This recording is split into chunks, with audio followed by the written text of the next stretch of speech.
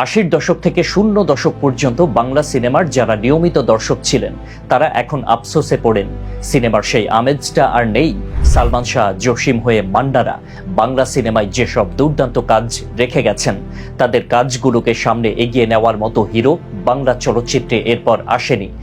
মান্ডার মৃত্যুর পর তো বিশাল শূন্যতা নেমে আসে ফিল্ম পাড়ায়। তখনই আবির্ভাব শাকিব খানের। শাকিব খানকে বাংলা চলচ্চিত্রের কিং খান বলা হয়। তার এই উপাধি নিয়ে ঠাট্টা করার লোকের অভাবও নেই। শাকিব খানকে অনেকের রিকশাওয়ালাদের নায়ক বলে মস্করাও করেন। শাকিব সেসব গায়ে মাখেননি কখনো। যদি গায়ে মাখতেন তাহলে হয়তো যেটুকু বেঁচে আছে বাংলা চলচ্চিত্র সেটুকুও এতদিনে শেষ হয়ে যেত।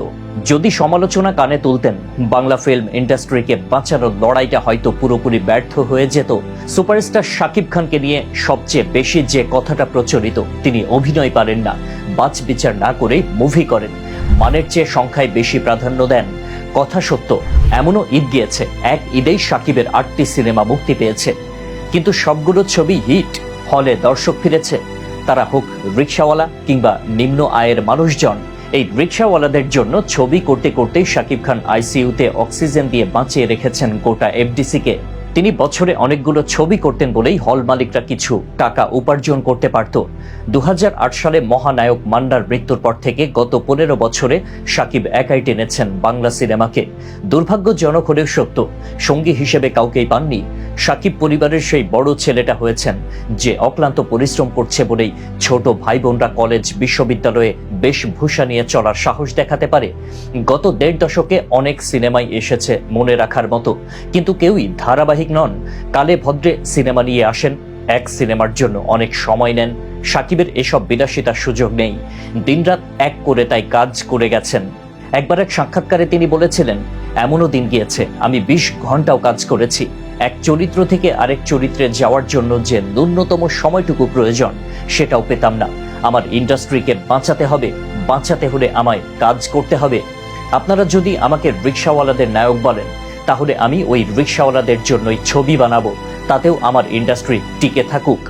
শাকিব খান অভিনয় পারেন কি না তা সুপারস্টার হওয়ার বহু আগেই জানান দিয়েছিলেন।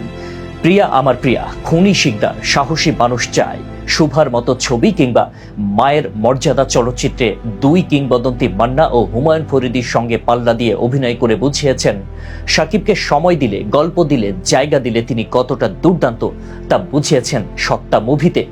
পাউলি দামের মতো অভিনেত্রীও তার অভিনয়ের কাছে ম্লান হয়েছেন।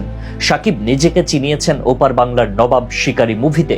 কলকাতার দর্শকরা সাদরে গ্রহণ করে নিয়েছে বাংলার এই কিং খানকে। এবারের কোরবানির ঈদে মুক্তি পায় তার প্রিয়তমা।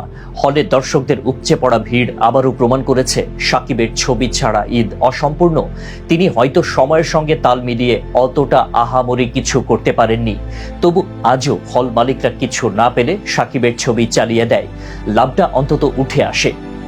সিনেমা হলের সংখ্যা 1000 থেকে 100-তে নেমে আসলেও এই যে এখন অনেকগুলো মাল্টিপ্লেক্স তৈরি হচ্ছে, মানসম্মত সিনেমার দিকে ঝুঁকছে সবাই, দর্শক হলমুখী হচ্ছে, সবই কিং খানের হাল না ছাড়া মানসিকতা আর বাংলা সিনেমাকে ভালোবেসে করে যাওয়া পরিশ্রমের ফসল।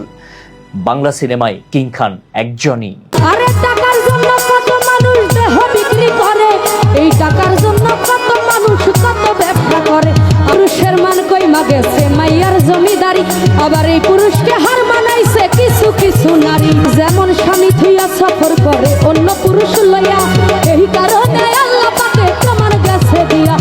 নারী হয় শয়তানের বাহক, আল কোরআনে কয় নিজের স্বামী কিছু কইতে গেলে উল্টা দেখায় ভয়। নানা বাইরে কোনো জায়গায় শান্তি না।